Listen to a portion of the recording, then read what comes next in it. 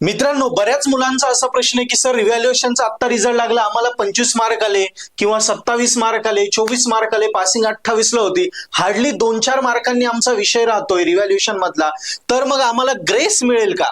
आणि जर ग्रेस मिळाला तर मग एक्झामला जाऊ का? आणि जर ग्रेस मिळालाय की नाही ते तर आता स्टुडंट प्रोफाईल मध्ये दिसत नाही, ते कधी दिसतं आपल्याला गॅजेट कॉपीवर दिसतं. मग ती गॅजेट कॉपी कधी येईल म्हणजे आम्हाला कन्फर्म होईल का आम्हाला ग्रेस मिळालाय, म्हणजे आम्हाला पेपरला जायची गरज आहे की नाही.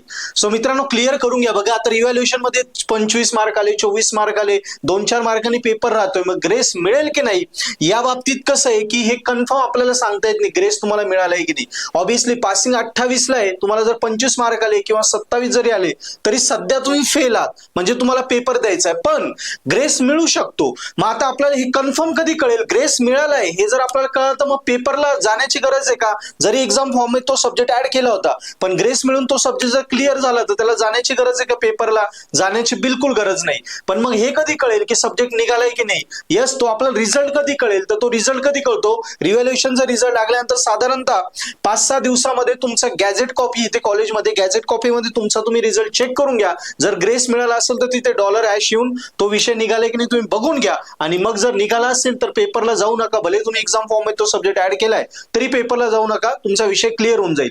पण ऑलरेडी इथे ऑलरेडी तुम्ही फेल आहे आणि गॅजेट कॉपी मध्ये पण कळालं की ग्रेस नाही मिळाला, फेलच झाले, तर मग पेपरला जावंच लागेल. यस, सो गॅजेट कॉपी कधी येते? 4-5 दिवसात येऊन जाते रिव्हॅल्युएशनचा रिझल्ट लागल्यानंतर.